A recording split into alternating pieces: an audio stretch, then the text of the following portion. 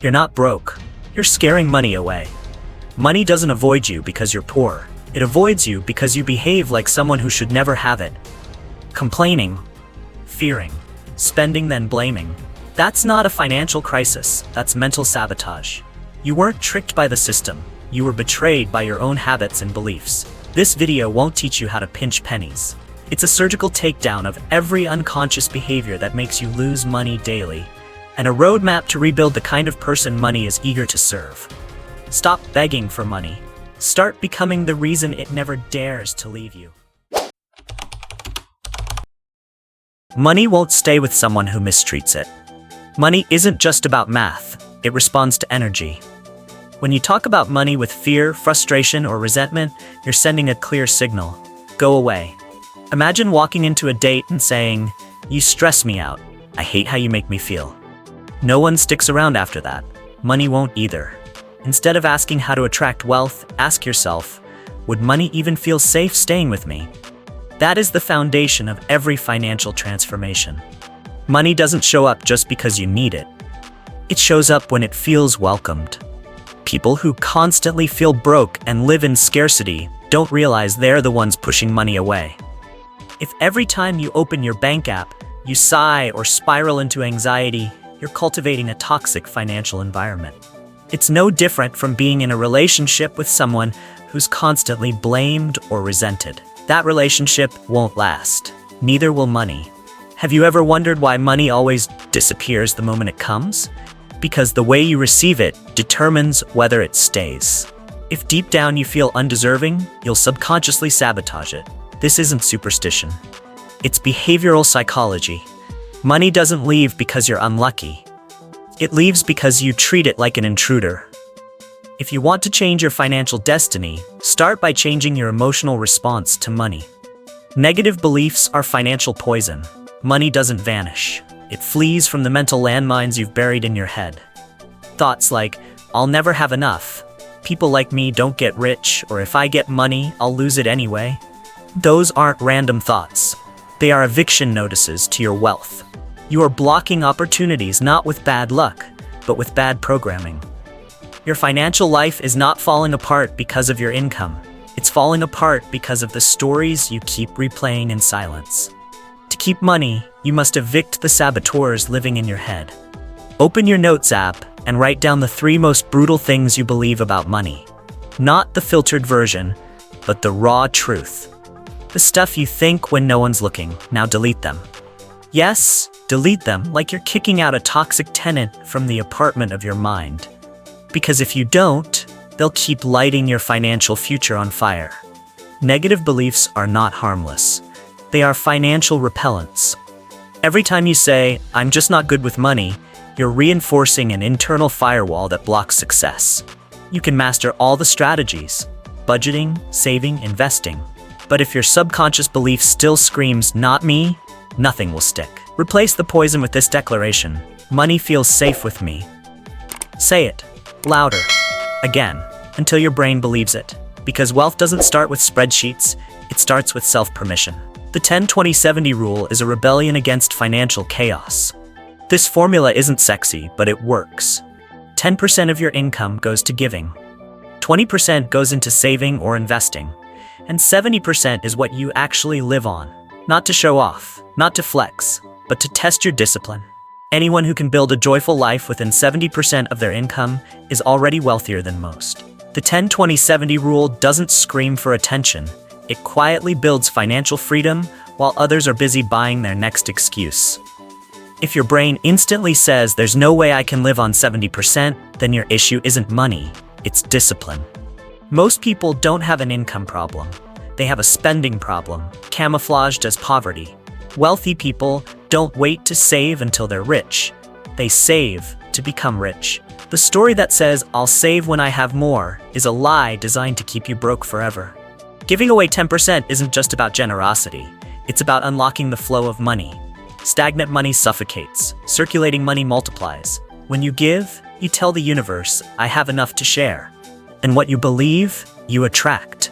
That 20% you save, that's your freedom fund. It buys your way out of soul-crushing jobs. The 70%, that's your test. Can you build a meaningful life within boundaries? This rule isn't a punishment, it's a declaration of control. Passive income is not a luxury, it's a survival tool. If you disappeared for 3 months, would your bank account survive without you? If the answer is no, then you don't have a financial system. You have a job with a leash. Money that only shows up when you clock in is exhausting.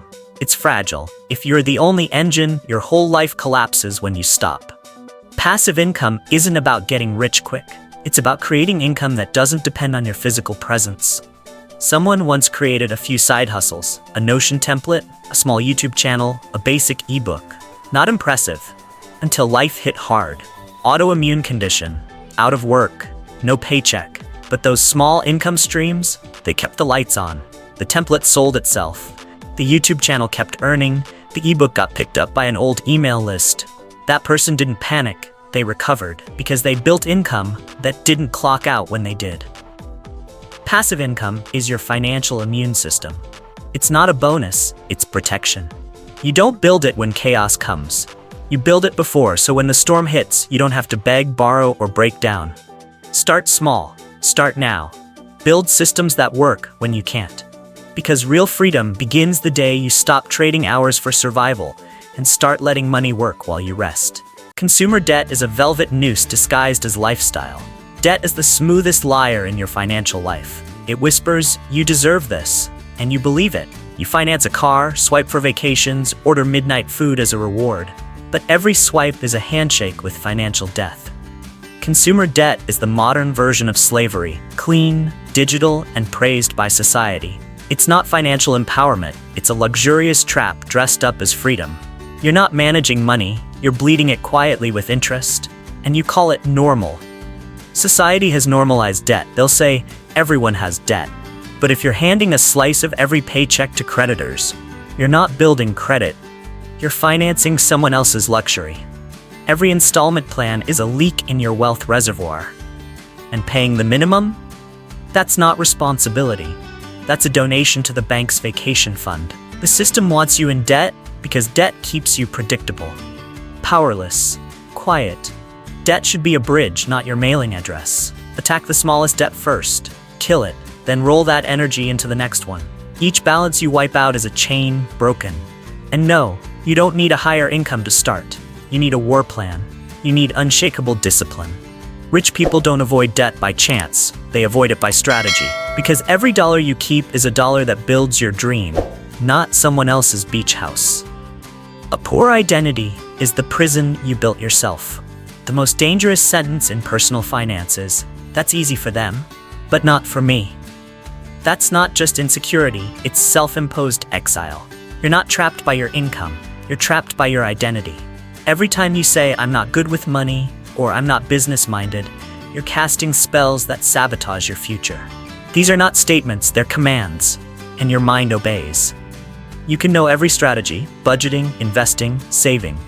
But if your core belief is still stuck in "not me," you will stall every time. You'll delay, you'll self-sabotage, you'll pull back right before the breakthrough. Why? Because the real prison is internal. It's not lack of information, it's a lack of permission to evolve. Until you give yourself that permission, wealth will stay allergic to you. Transformation begins with how you see yourself. Say this: I am someone worth building wealth for. You don't have to be perfect, you just need motion. Someone once shifted their entire financial life, not with more time, but with a new identity. From overworked employee to someone who believed they deserved leverage. And once belief shifted, behavior followed. So stop asking, "Can I?" and start saying, "Watch me." That's the identity money respects. Emergencies don't warn you, only a buffer saves you. Life doesn't knock, it kicks the door down and asks, "Did you plan for this?" If your answer is no, you're not budgeting, you're just surviving. Emergencies are not if, they are when. And if you're living paycheck to paycheck with zero margin, you are one crisis away from collapse. An emergency fund isn't optional, it's mandatory armor. You don't build it to be rich, you build it so you're not destroyed by chaos. People say emergency funds are boring, but so is car insurance, until your brakes fail. Even just $1,000 can be the difference between panic and peace. It buys time, dignity, and breathing room. It lets you say, I'm good when everyone else is drowning. Build it first. Then grow it into 3 to 6 months of living expenses. That's not fear, it's control. Chaos doesn't scare people with cash cushions. Think of your emergency fund as freedom fuel. It keeps you from accepting toxic jobs, toxic loans, and toxic compromises. Someone once recovered from a hospital stay not because of luck, but because they built a financial shield. You don't wait for disaster to prepare. You prepare to make disaster irrelevant. Build your shield now. Because crisis doesn't care about your excuses, it only respects your preparation. Investing isn't a luxury, it's your future's oxygen. Income doesn't build wealth, investing does. The rich aren't rich because they work harder, they're rich because their money does. If your dollars only cycle through bills and regrets, you're not growing. You're maintaining survival. Every dollar you invest is a worker you deploy. They don't sleep, they don't eat, and if left alone, they bring back friends. That's compound growth. And it doesn't require brilliance, it requires consistency. If your plan is, I'll invest when I have more, that's exactly why money avoids you. Wealth doesn't wait for perfect timing, it rewards early movement. Start with $5, $10. It's not about the amount, it's about the habit. Don't let fear of complexity rob your future. Wealth isn't built in windfalls, it's built in patterns. Repeatable, boring, powerful patterns. Don't get paralyzed by jargon. Index funds, dividend stocks, crowdfunded real estate. Start simple, automate it. Someone once started with just a few dollars weekly, but over years that snowballed into a quiet fortune.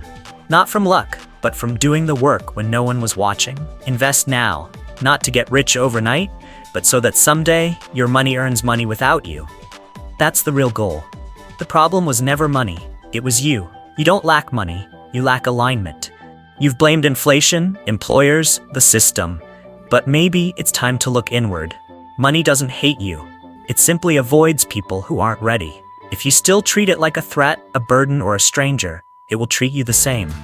Your relationship with money mirrors how you see yourself. And right now, money doesn't feel safe with you. People ask, why do I work so hard and still stay broke? Because they're executing correct strategies through a broken identity. They budget, save, hustle, but deep down, still think they're not worthy. That hidden belief quietly sabotages everything. No tactic can override a mind that's still rejecting success. You're not cursed, you're misaligned. And that misalignment bleeds you daily. Financial change starts in the mirror. Ask yourself, am I the version of me that money trusts? If not, start there. Someone once shifted their financial destiny not by earning more, but by finally believing they deserved more. And once the internal script changed, so did everything else. New people appeared, new ideas came. Not because the world changed, but because they did. This is a game for those who transform from the core. Wealth doesn't come from chance, secrets, or status. It comes from total reconstruction. No more life hacks, no more shortcuts, just root-level rewiring. You've burned the limiting beliefs, you've hard-coded the 10-20-70 rule into your life. You've built income systems that breathe without you, destroyed debt, reframed your identity, armored yourself with savings, and planted investments with ruthless consistency. This isn't a toolkit, it's transformation. Every action was a revolt against mediocrity. Every habit a vote for your future. You didn't learn how to chase money, you became someone it sticks to. Wealth doesn't stay with hacks, it stays with the rebuilt. No hero is coming, no system is holding you down. There's no villain left to blame. There's only one question. Will you keep living in reaction, or will you become magnetic to wealth? Structure is power. Intention is leverage. When you invest with clarity and spend with purpose, money stops being random. It becomes loyal. You're no longer praying for opportunity. You're designing the ecosystem where wealth thrives. This is gravity. This is control. You don't attract wealth by wanting it. You attract it by becoming the kind of person it cannot escape. You stop chasing by becoming the center of pull. This isn't about flexing. It's not about luxury, labels, or likes. It's about authority over your own life. The power to walk away, the right to rest, the freedom to give without permission. Wealth isn't a goal, it's a discipline. A way of showing up daily with intention. It's the quiet strength to choose what aligns and reject what distracts. It's not measured in digits, but in decisions. Every choice you've made has built this version of you. Don't pause now. You are not waiting for money to find you. You are already becoming the reason it can't afford to leave. Money doesn't come to the desperate, it comes to the disciplined. You can't keep money with luck, nor attract it with fear. Only a new identity, strong habits, long-term vision, and unapologetic intention will make it stay. You now know the truth. Toxic beliefs, lifestyle debt, no buffer, victim mindset, and emotional spending turn you into a magnet that repels money. Today, you have two choices. Continue chasing money, or become the reason it never dares to leave again. Choose, and never look back.